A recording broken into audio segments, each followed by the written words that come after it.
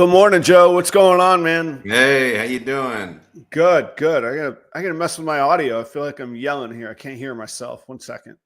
You sound good to me. How Well, about everybody else out there? Good morning. I need to Good to have a sound. group here. Yeah, we got a good group this morning. Yeah, I want to sound good to me. You know what I mean? All right. Of Yeah. Well, course. it says I'm kicking. Here we go. Yeah. Welcome to Proper Cup of Joe, everybody. This is the podcast that we Adam has reptiles and I don't. I have a lot of questions, and that's what we talk about. You know what I mean? And a little entrepreneurship, life, life choices. How, for example, how did I end up at 6:30 every Thursday morning in a basement talking with my buddy in Tampa? It's definitely a life choice, you know. It's a lifestyle. It's a lifestyle. Lifestyle, What man. a lifestyle. Uh, How was your week, man? Did you have a nice week? It's good to be up on a Thursday morning, getting going, and having a group of people too that we can just mess around with. And I got to say, after last week's episode, it was just like it was a very lively chat, and it's just awesome to hang out. We might be the talking heads, but the chat is really where it's at, I think. That's true. That's true. It's the oil in the engine. Like, we got to be the gas, but you need the oil for things to really, really crank them on. I feel like there's a song in this somewhere. I mean, even the way that we're talking is very like Southern country. We might be the talking heads, but the chat is where it's at. Yeah, living out our broken rock and roll dreams in a morning talk. Okay, enough of that. Yeah, I don't know. The week was good. I always say it. It's just busy, just trying to catch up, to keep up. There's this. I don't know if it's like a business model or just a life choices, or me personally. Like I realized this when in my restaurant days. Maybe I was just so conditioned and scarred for it. But like, I live this, like, if I'm not sort of on the edge of overworked or panic or anxious, I feel like something's wrong. Like, I feel like I'm wasting time, or I'm not maximizing what I should be going after if I'm not feeling like a little bit of terror, or a little bit of like, I have to get more done. And so I just put myself in these not dumb situations, there's just a lot. And there's none of it's really exciting this week. There's a whole bunch of hatchlings that I've got to get identified and entered into the system so that I can sell them. I want to market more. I want to film another YouTube video. So it's just staying busy. I got to go to FedEx and ship. They're all good things. This is all like nothing but complaining about a wonderful privilege, but it's been busy. That's all. So you got some hatchlings, right? So how long does it take for them to get to market? Is it like the next year you can sell them, or is it like a couple of years? Oh, it's a few weeks or a month and a half. Okay. You don't have to make that face, Adam. You don't have to, like, I'm a dumb, stupid person. I don't have snakes. That's the point of the show here. That's true. That face made me feel like I've dropped the ball, if that's a question that you're still asking. So no, it's a question I'm still asking, because I am stupid, and that's why. Because I want. Should we do just like a weekly like car wash segment? Has that become part of our vernacular? We'll swing back to it. So the hatchlings, Joe, they pip. They believe it or not, they have a little egg tooth on their snout. And okay, now we've been doing this for 2 years. I've never heard pip or egg tooth. Wow. The whole time. So maybe it is you that's dropping. This is probably me dropping the ball. So when they break through their egg, it's called pipping. And in order to break through their egg, they had this little egg tooth on their snout or somewhere. I don't know. A doctor in the audience can clarify that. But they cut through their egg from the inside. they pop out, but we call it pipping. I don't know why. And they pip. And it's kind of neat to see, because, dare I say cute. They just sit there with their little head sticking out of the egg. So you have a pile of eggs with these snakes just looking up at the world. No, why you call it pipping and not popping. Pipping is a cuter word than popping. That's true. So if it's a cute thing that takes place, then you gotta come up with a cute word. Yeah, I think it was Josh Jensen that started it, but there's a little meme in the hobby that says "Pippin' ain't easy." That's a little hip hop throwback right there. Okay, which I'm also known for. The cleverness of the names and everything never ceases to amaze me in this community, I tell you. Yeah. So so then they pip. It'll take another few days. They'll crawl out of the egg. Then it's another about 10 days that they shed, and we leave them in these egg boxes in the incubator that whole time. After they all shed, after they've been in the incubator for still hanging out in their box, then we set them up in individual tubs usually, but whatever their enclosures are, and they get their first meals. Then they got to have like 5 meals, get up to 100 grams. Then they're ready to sell. So the babies, I honestly feed. I probably offer them food every 4 or 5 days versus waiting a week, but it's about 5 weeks after you take them from the incubator. So from the day of the pip till when they're ready for market, it would be 5 weeks plus 2, about 7 weeks. They're going to be ready. Okay, 7 weeks, and then you're out, and then they're good to go. The people are, and then what is the best age that people are looking for? Like, is it that age, or is it 1 to 2 years, or that one's what they're looking for is the cutest, littlest ball python that they think they can fall in love with, and yeah, which is a little bit dangerous because sometimes they're not as well established. Sometimes sellers want to take the money before they're ready. All of those sort of ethical things. If somebody were to ask me what's the perfect age or readiness for a ball python for a first-time pet owner, I love a first-time pet owner to get a yearling. It's really well established. Okay. It's really hardy. The animal could, not that it should, but the animal could go a month or 2 without eating while the new owner figures out, just getting everything right. And that's what makes them good pets, is that they're an attainable. Your lighting is fantastic. That is something, Joe. You got. I know this is the second week in a row. It's like this. I shouldn't. It's all right. But continue. I wouldn't say all you could do. You could turn down sales if somebody's clearly not ready to own a ball python. They shouldn't be sold to snake. But vetting customers is challenging, and frankly can be. You never really know. So you want to give them as much information as possible. That's why I like having the website, the care sheet that I wrote myself, videos on there. You deal with it a lot. I was dealing with a customer. It was 8:30 last night. Somebody was texting me and I was like, how big is your enclosure? It's 50 gallons. That's pretty big for a hatchling. Check out the care sheet. As I suggested, here's this. Okay. I don't think it's the size of the enclosure. All right. Well, that's my suggestion, but I'll hear you out. Tell me about your heat. Oh, well, my bulb's intermittent. It's only about 72 degrees. Okay, that's too cold. Your snake is going to get a respiratory infection. It will die, and it will not be able to digest its food. I hate to be tough on you, but I want a happy snake or a happy pet owner and a healthy snake. You need to get X, Y, and Z done. Here's another video about doing that. So that's where you got to have a strong hand, but also give honest feedback and honest. This is why you tune in to show. This is why it's worth tuning into this show. This is why it's worth hanging out with Adam. You ask, a simple question and you get 8 answers. So it's great. It's fantastic. So you didn't know if it was a simple question. Then you berated me for not telling you the answer. So I'm trying to give you all the answers. Okay. This is the reason why I don't remember stuff, because I tuned out 7 answers. That's ago. Okay. Fine. You know what, Joe? Thank you, Professor. Yeah. Okay. All right.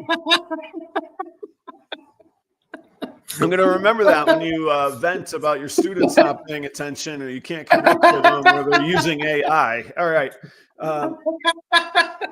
Hey, before I forget, guys, tonight, 6:30 Central Time on Supreme Gecko YouTube channel, I'll be the guest on Wally and Nanette's show. Going to delve into the gecko world. I think we're going to talk Palm Street tonight. So it's going to be. You're going to talk what? Palm Street. Palm Street. Nice. Yeah. They do bring Proper Royals Live content ad-free these days. That's great. Yes. And of course, all of our other sponsors that we'll talk about in a minute. But what about your week? What's your one thing that you just need to talk about this week? Do we need like a collective vote? Is it, I don't want to make this about me. Do we need the update on like a weekly like car wash story, or do we not need that? Is that just too much Adam? Well, you've got a car wash story this week. I'd like to hear it. Like, okay, maybe we don't make it a weekly thing, but that car wash story that you had about the guy cleaning out the inside of his car, that was very interesting. We could have made a whole show about that. I think we did, but yeah, we could have though. I never figured out more. I've told the story several times during the week. The general consensus outside of a murder, and he seemed pretty calm for a murder, was there had to be a very high level of frustration to be willing to spray the inside of your car. So I'm really thinking like a skunk got a dog and the dog got in there. Or the other best thing I could come up with, and I think I said it on the show, was that he was ordered to return a vehicle, perhaps in a divorce or maybe he was getting repossessed. Somehow he was ordered to have it cleaned inside and out. And he was like, "Oh, you want a clean car? You'll get a clean car." And I think that's it. I think that's where it went. But anyhow, yesterday, I feel like there's a lesson in here somewhere, but I'm not 100% sure what it is. So when it's cold, look at this guy. Chris, you must be feeling peppy, throwing around some cash, man. Come on, man. That's great, Chris. He's celebrating going to rehab, and not that kind of rehab, but PT, physical therapy, rehabilitation, convalescence home. Give us the update. I know that you're alive. Where are you at, man? What are you doing? Thank you, brother. Yeah, let us know. Thanks, Chris. So it's the time of year. I'm heating the place, and I put up these nice signs. They're very cute. They have Lucy on them. Lucy's a little cartoon dog. She's wearing her Minnesota Vikings sweater, and the picture says, "It's cold. Keep the doors shut so I can keep the prices low for you." And then there's other little reminders. So I'm looking on the security camera, and this guy has his truck in there with the garage door open. And I'm like, all right, it's kind of warm. It's not really freezing. If he's quick in and out, I don't care. So then, 20 minutes later, I look on the security camera. He's there with his hood open. And I think for a minute that he's changing his oil in my car wash. And I'm like, red alert. I'm like, absolutely not. I'm about to lay into this dude. And I look, and he's got some gadget under the hood. And so I go, but I'm waiting on rodent customers to come too. So now I'm juggling customers, which is also a great problem. But I look under his truck from behind. He doesn't even notice me looking. He's not draining oil. I said, okay, whatever. I go back, take care of the customer, get their rodent order. They're gone. He's still got it open. So now he's been like 45 minutes, hood up, garage door up, heat totally gone. Hasn't spent more than $3 in 45 minutes. He's taken up the space. I go to the man. I said, "Sir, can I help you? What do you got going on here?" And he is the most foul-mouthed, like awkward old man, like just, and I got a mouth on me. I know that I play a really pretty good guy in person on the show here, but I can let loose. This guy is like, and like sprinkled in with some old man, what would you put? Old man homophobia and racism in like his cursing along the way. And is it directed at you? No, just like, just he's general. No, well, his truck, imagine this as some slur that you could throw out there in anger, and he's calling his truck this, or the little, or the little gadget that he's trying to jump his truck with. Turns out truck likes other types of trucks, gendered types of trucks, perhaps performs. Never mind. I'll leave that be. So then, okay. So, and I'm like, sir, so your battery's dead? And he's like, yeah, I called my buddy. He's coming to help me. And I said, listen, let me ask you something. Oh, and by the way, on the security footage, I'm watching him. He's like chain smoking cigarettes, just throwing the cigarette butts on the floor of my car wash. So I said, hey, you know what? I do have jumper cables. I'm going to help you out. But while we're waiting for your buddy, can we close this door here? Because it's, I'm losing my heat. He's like, oh, I didn't know. I was like, I did put the 3 signs out front that you drove by, but that's okay. I'm going to help you pull these down. And then I said, also, I got to ask, could you pick up your cigarette butts? I got to tell you, you're not being a very good guest in this establishment by throwing cigarettes on the floor. And I could tell he was getting a little annoyed with being admonished by me, but he also knew that I was right. And he was like, I'm sorry about that, which was nice. And I said, I'm not trying to berate you, but somebody does have to clean those up. And I'm the guy that has to clean those up. I only charge you $1.50 a wash. You could clean up your cigarette butts. He says, I'm sorry, I'll clean them up. I said, okay, I'm going to go get my jumper cables for you. I'm out front getting the jumper cables, pulls up another pickup truck, and a guy goes, you helping Gary? And I said, well, I don't know his name, but yeah, the guy that needs a jump. He's like, okay, well, I don't see him. Where's he at? And I said, well, he's in the second bay. I closed the door. And he's like, the guy goes, who the F are you? To me. So like these are some angry old dudes, And I said, a rough life up there. I know. I said, I'm the guy that owns the place. And he's like, oh, well, Gary called me to help him. And I'm like, you can help. You help him. And he goes, does he need jumper cables? I said, yeah. And I'm holding the jumper cables in my hand. And I said, yeah. He goes, well, I didn't bring any. I was like, okay, so we're going to help him. And I said, pull up your truck there. And Gary's like, we got to get a chain. Somebody's got to take me to the house. We're going to pull this truck out of here. I said, can you put it in neutral? We'll just push it out. And he was like, we could try. And like, I pushed it. It's like, anyway. What's happening to these men in that little town there? I feel like I don't know. I just feel like I attract like really wild scenarios in my life. So I don't know what happened to the guy last week with his GMC Arcadia, but this week was the really like ferociously cussing, angry old man with his buddy who wanted to interrogate me. We got his truck jumped, and I thanked him for his business and for closing the door and keeping his cigarette butts off the floor. So, do you think they'll be returning customers? Number one, and number two, do you care? I actually, yes to both. I do think that they will. I think that there's a little bit of an appreciation. I could be wrong. This is totally in my head, maybe. I think that there's a little bit of an appreciation for the art of a tough conversation where you could still not go overboard, where you could deliver, like I didn't try and fight the guy. I just pointed out clearly, you don't just throw cigarette butts around another person's garage. That's not cool. Okay, out you go. So, oh my gosh. Yeah. Troy, this is a great point. I absolutely would. I might get murdered sharing some of the things, but it would be incredibly popular. And like, I've been told by Joe that I'm pretty entertaining when I'm mad. It's the funniest thing when I think it's so funny when you get riled up about stuff.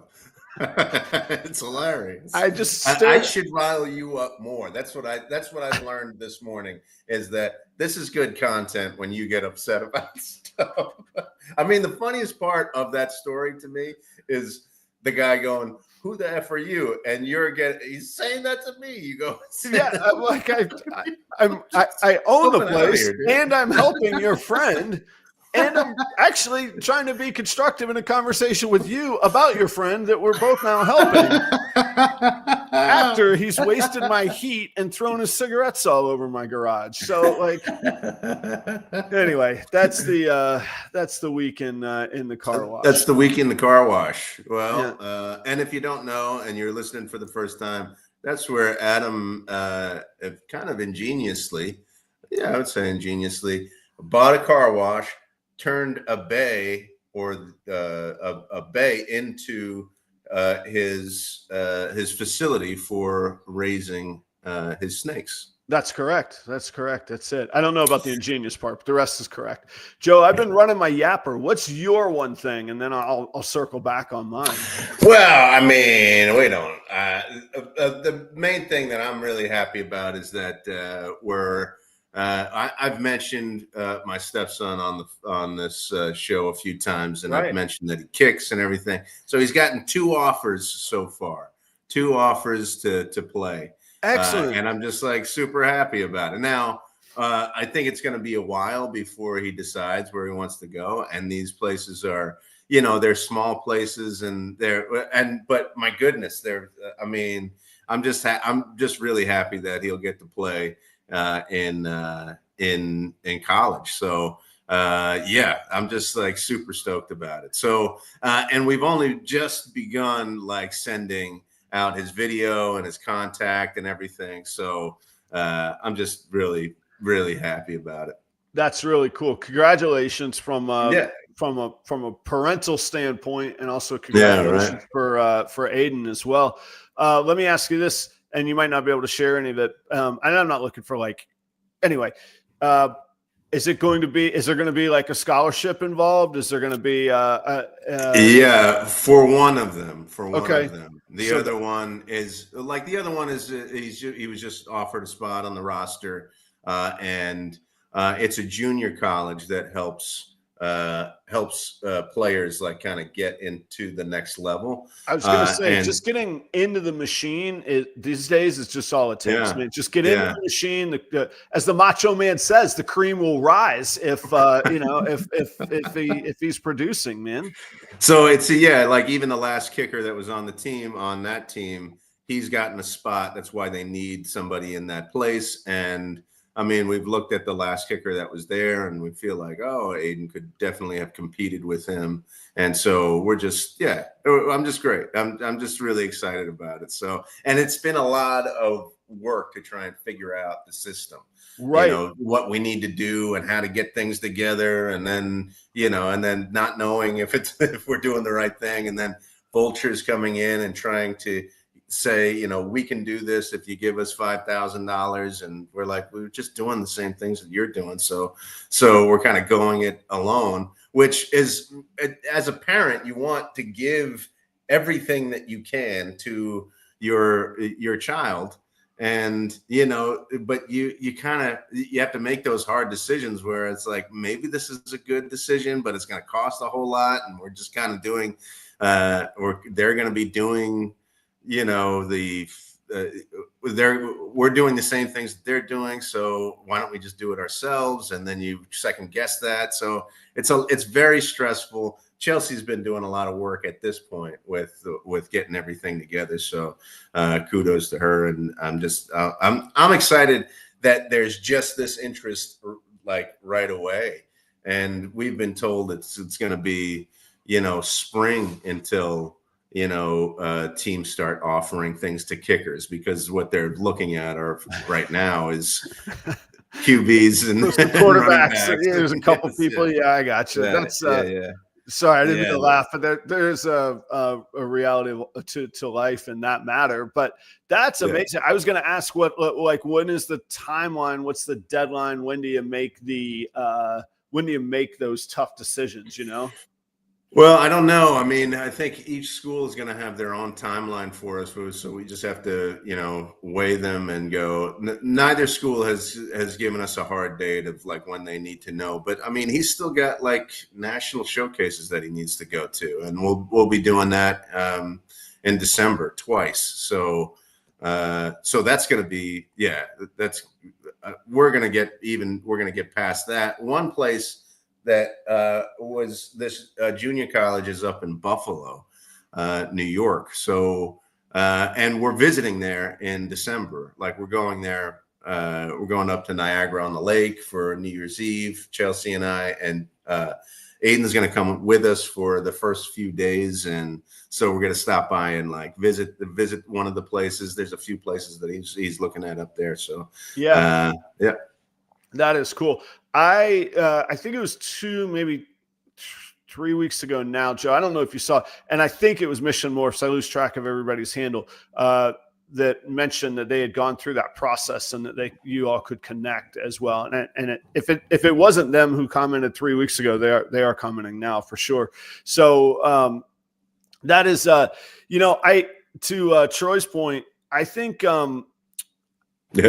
kickers get a rough deal sort of in the public perception, but they're like bass players in a band. Like a good kicker will always have a gig, man. Like who's the guy from Minnesota? I think Morton Anderson. I think he was kicking till he's damn near 50. Like he retired like every year.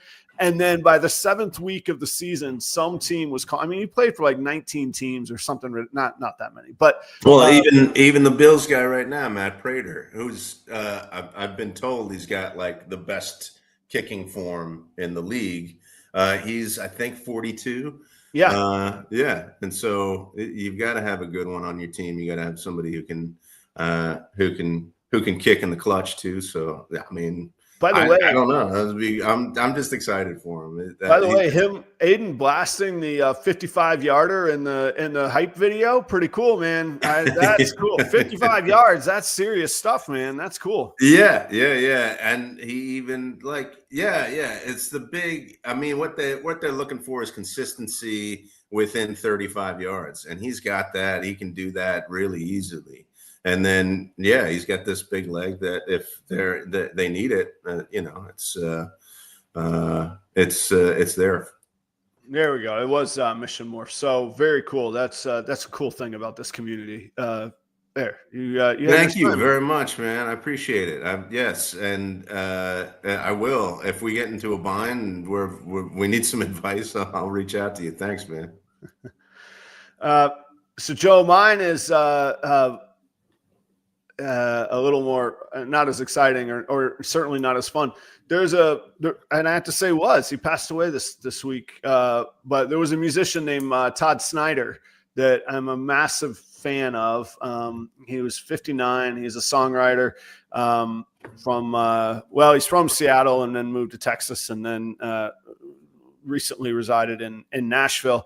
And I always loved Todd Snyder because of his songwriting and wit and storytelling ability and like a total like sort of troubadour mindset where he generally played solo, but he would have these band projects or he would join these other like super groups for an album project. But then he always went back to him with a guitar on stage connecting to an audience. And he wrote great songs. And I always cover maybe 2 or 3 of his songs in my set. And they're like dead ringers for songs that people can connect with. But they've not heard the song before. So inevitably somebody would be like, did you write that? And I'm like, I wish I wrote that, man. And then I would be able to tell somebody about Todd Snyder, who was, he hadn't toured since like 2022, put out a new album, was just about to, actually he had kicked off his tour. And the thing that I hate about it is like, he's widely regarded as just a hell of a great person to be around, really fun. And the last headlines were of him. He got assaulted of some kind of way on tour. His band abandoned him. He ended up being arrested for trying to get treatment at a hospital, being told to leave. They told him he was trespassing. He's like, I need help. And so like, there's like body cam footage of somebody at their worst and their like darkest moments. That I fear is what he's going to be remembered for. He returns back to Nashville after settling, bail or whatever. Turns out he did need treatment. Checks into a hospital just in Nashville, and within 10 days he passed away. Wow, I didn't hear this. Wow. So it was I didn't, and I'm frustrated because there were so many times I said, man, I'm going to go see that guy and I want to figure out how to meet him or interact with him or whatever. And I never did. I usually I just took for granted that I'd be able to go see him, and I didn't.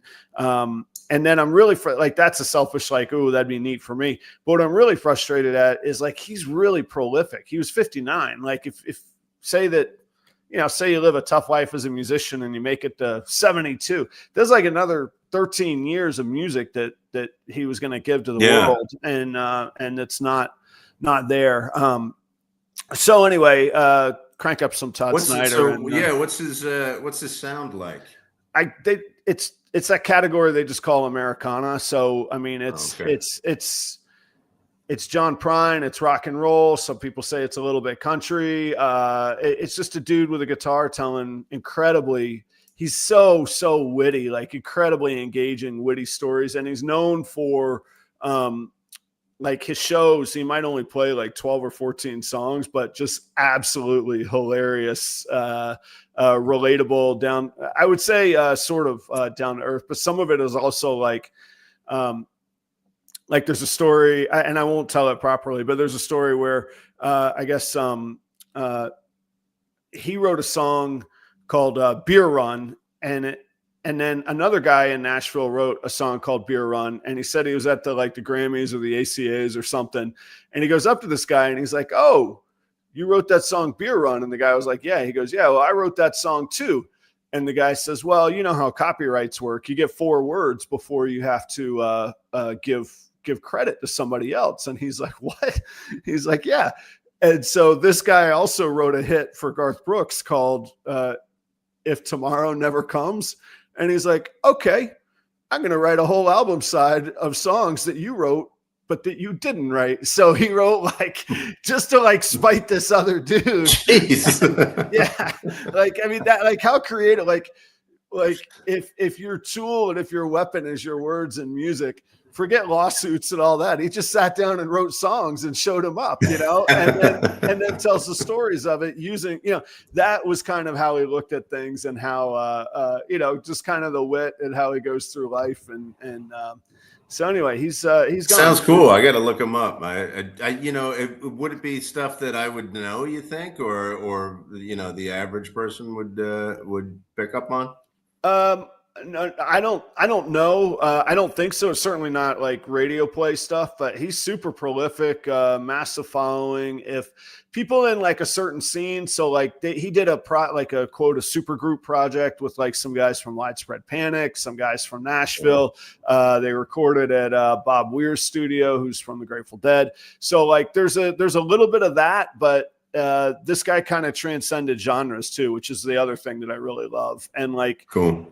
You would see him and all the tributes that were pouring through the Instagram feed this week of people you would know who are like, hey, this one time Todd took us out on tour 20 years ago. Hey, this one time I was playing at the Opry and Todd was the opening or the support act. And it was all this almost like Forrest Gump stuff. Oh, Todd was there. Oh, he got this guy started. Oh, he mentored so-and-so.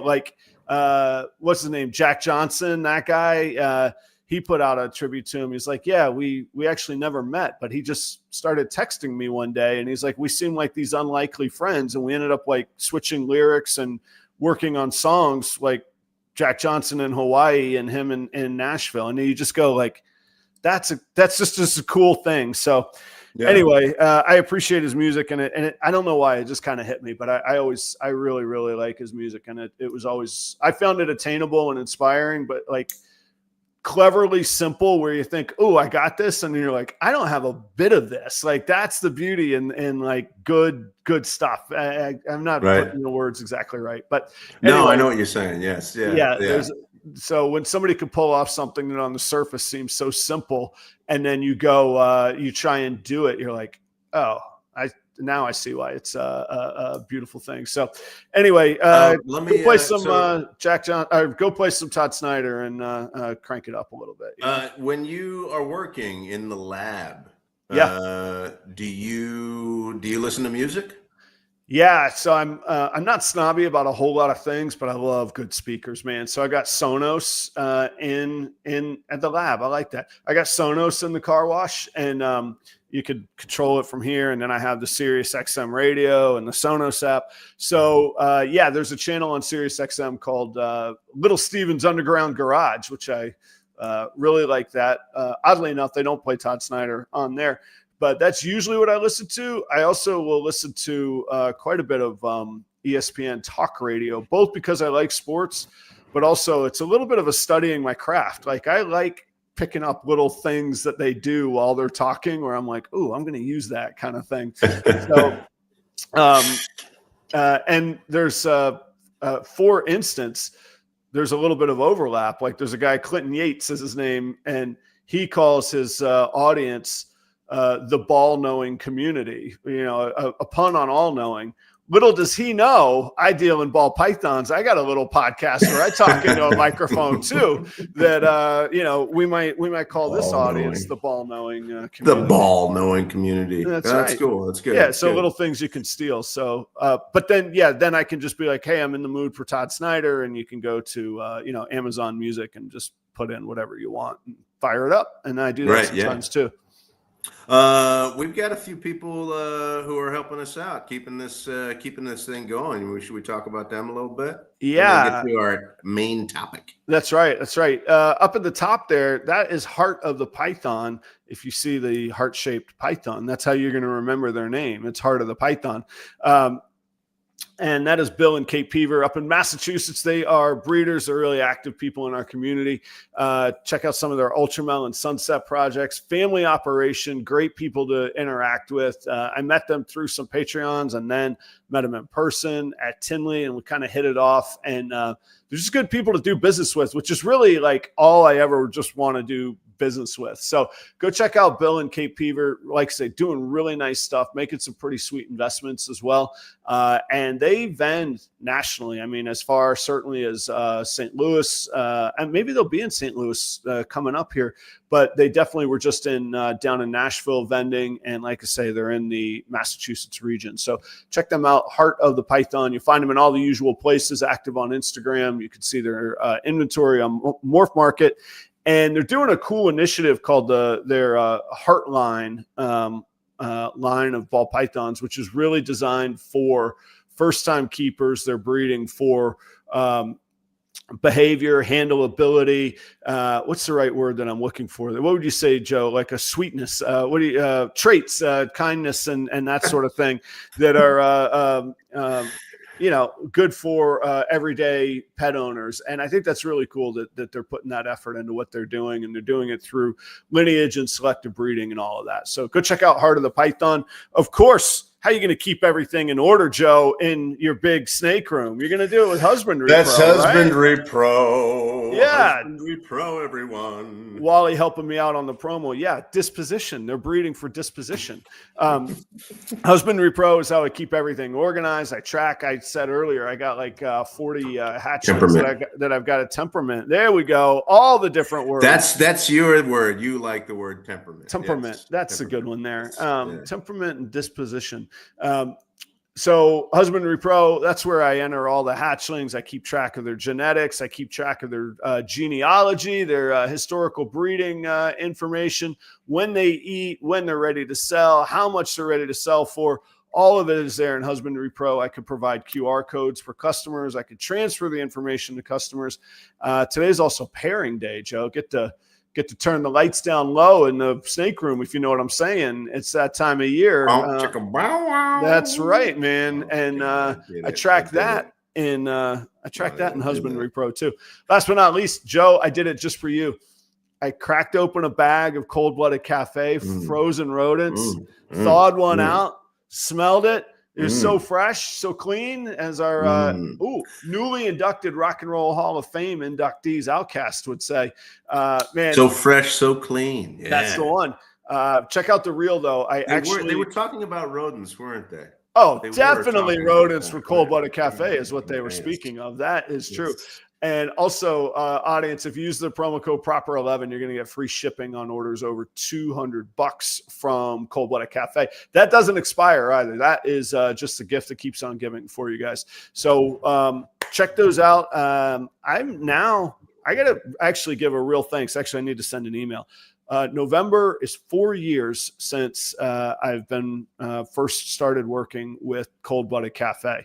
And Joe, you may or may not know, after a vending in Tampa gig, I was in your guest room and I was not annoyed. I was really motivated that I needed to find a sponsor. And I was like, I don't want to just take a check. Like, who do I want to work with? And I went and I typed up and I created the pitch for Cold Blooded Cafe in your guest room when you would put me up at your house.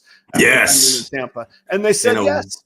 In a wine-brained stupor, you did that. You could leave that detail out. I don't know that that's true. I don't know why you would even say that, but then you're going to say that's how every night when Adam is over ends up. So it's kind of no.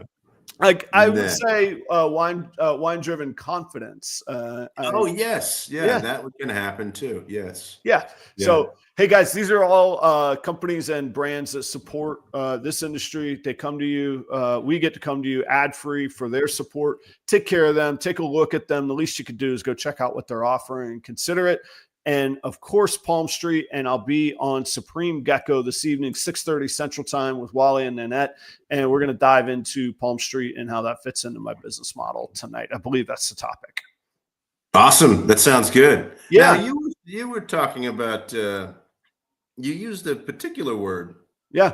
And we only have 15 minutes left for our main topic. That means we're having fun. We're having fun. That's right. We are having fun, but that means we got to hit it hard. No, it's gonna be all killer, no filler from here out, man. I think the word was bombacity. You got something to talk about? Bombastic. Bombastic. That's the one. Okay. So I probably get overly sensitive about things that are close to my heart. One of which being not only restaurants, but the restaurant community. So let's take Gordon Ramsay, for example. Gordon Ramsay, very talented, accomplished chef. He knows what he's doing, makes a fortune on this caricature of, throwing pans across the kitchen, calling people donkeys. And he's made it. It's been 20 years. What are you mad about? What are you laughing about? Me being mad? Is that what you're laughing about? No. I'm laughing. I used to watch that Hell's Kitchen show. Right. With Gordon Ramsay, because it was funny the way he just acted. Yeah. And it made me, it was just fun. I liked it. Like if there was undercooked scallops, he'd just go, just touch it. This is terrible. Just touch it. Well, and it's like it was bad. Just touch it is fine. Picking up the scallop and throwing it across the kitchen or at somebody is not fine. And like, here's the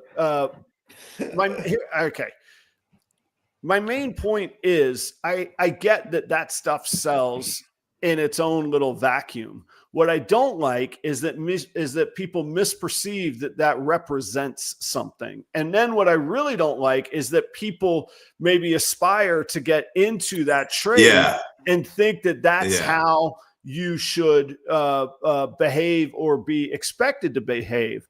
And Troy brings up an excellent point here. So if you were to watch Gordon Ramsay's BBC versions of his show, there's none of that. It's exactly what Troy just said. Very nice, very gregarious, very wants to save these restaurants or pubs or bars and does amazing things.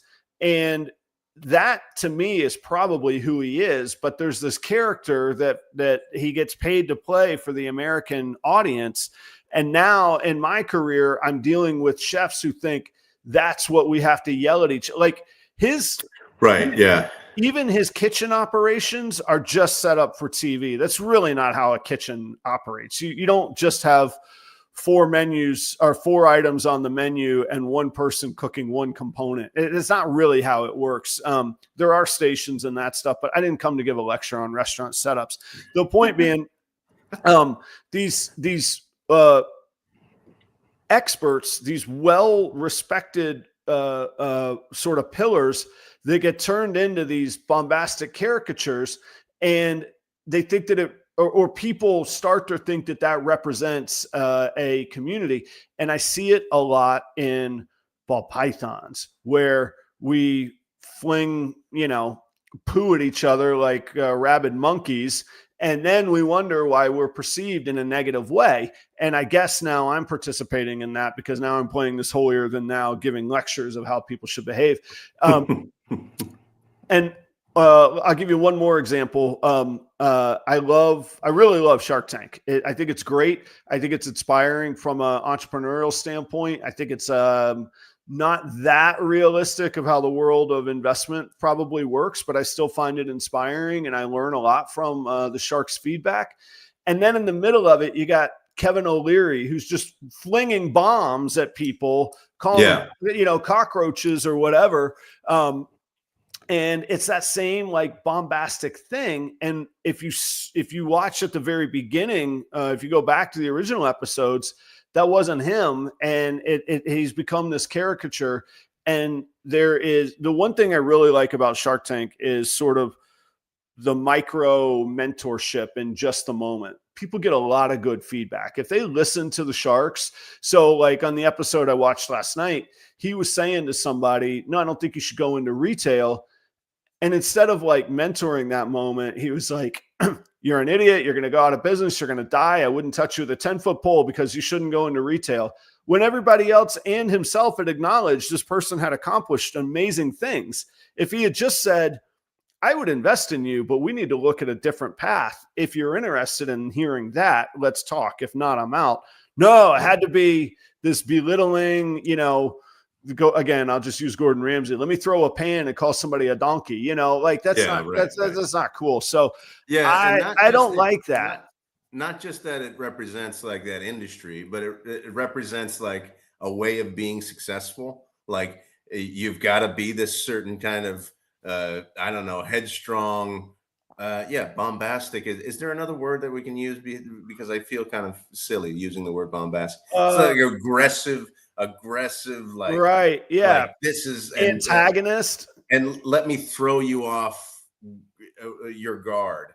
So that's the way that you need to be in order to be successful. And I think you see that everywhere. And I think, and now what's interesting is that it's a caricature, or it's a character that you create, and sometimes it works. Sometimes it does work. Well, and I guess that's the other part too. I hate that that's the model that people latch onto. They go, oh, this is how you get successful. No, it's how that one dude got successful. It's how that one, viral person that none of us really want to be. That's how they got successful. That's how did it.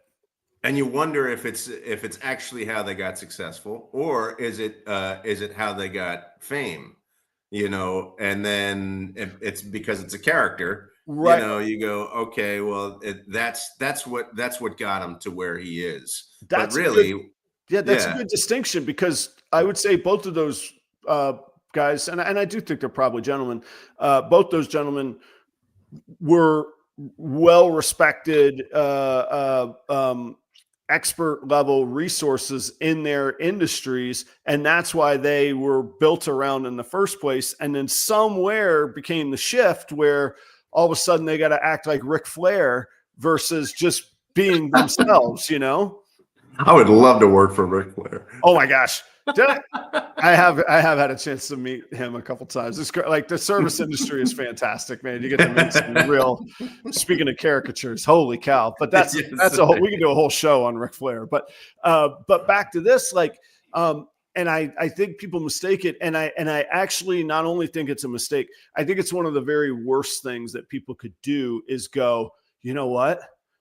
I know how I'll succeed.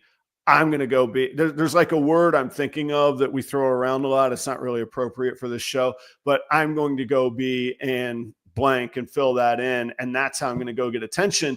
And when you act like that word, you get treated like that word, and big surprise, your business, unless you're in the business of just pure entertainment and clicks, your business goes kind of south if you behave that way. I'm trying to think of the word that you're thinking of, but there's so many words that come to mind. Well, you can fill it. It's really like a Mad Lib. If you, but if you were to call somebody an unbecoming body part, maybe that's the first. Oh, okay. All right. Of which there's a few of those too. You could choose any of those, really. This is but I think when you move into, any kind of leadership position, there comes a time where you realize that you're being watched a lot. Like you go from an individual contributor into a management position, and then you realize like people are watching you and watching your behavior and watching, when you take a break, when you leave, when you arrive, and they model themselves after that's true. Your behavior. And I think when you realize that, sometimes you could lean into it. You could go, well, if they're basing their own behavior off what I'm doing, well, okay, I'm gonna first of all, I'm not going to show myself completely because I don't want them to know that. But maybe I'll create a character so that I can make sure that they're doing what I want them to do. There's always a little bit of a mask. Like it used to crack me up because like a lot of times I worked in small towns or smaller communities where these private clubs are. And my staff would see me like on an off day in a grocery store, and they're like, "Oh, you're not wearing your suit." And I'm like, "Yeah, I'm buying, cookies and beer. I wear jeans. Come on, man. I wear jeans and a t-shirt when I do that. You gotta wear your suit to get that." Yeah, but I mean, they're totally taken aback because, on that stage of work, that is where that was the image and the mask that I wore. And I do want to differentiate one thing. Jim made a good point here of there are people in our community to do that. And I think he's probably hinting at certain people, but I'm not going to put words in his mouth. If somebody is selling entertainment, fine, be whatever caricature you want to be. That's part of the deal. If I'm trying to sell a product that has nothing to do with that character, it's when those worlds collide that people get themselves in trouble. If you want to be Jerry Springer, be Jerry Springer. Jerry Springer sold nothing but entertainment, views, and clicks before clicks were a thing. It wasn't for me, but that worked for him. But he wasn't like, "Hey, I'm an expert at, these wonderful, these incredible widgets that I'm an expert at. And now I'm going to be a jerk to sell them." That's two different things.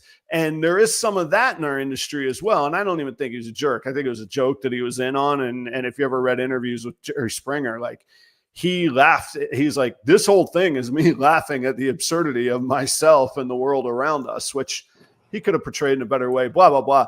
But that's the difference of like, it's when those two worlds collide. If you want to be Logan Paul and not sell anything, but you're an experience with Logan Paul, that's fine. But if I'm trying to portray myself as an expert in restaurant consulting or ball python sales, I need to build trust in myself, not walls around myself. Yeah. Troy makes a good point here too. And like sometimes the loudest voices get the most attention, and they're loud because they're being aggressive. And really, like when you look at like there is most like top executives, there is a personal humility to them. That is, I need the best kind of people around me because I don't know everything. That's the best kind of a vulnerable leader. Yeah. Executive. Yes. Yeah. And so they have that now they have that drive. There's a certain particular drive. So there's a professional will, but there's a personal humility as well. So those two combinations, they create, level 5 leaders. That's what Jim Collins would call them, level 5 leaders. But a part of that is that humility where it's like, yeah, I need people around me that know things that I don't. So I've got to make sure that that they're around me, and I have that humility, and I can ask those questions and everything.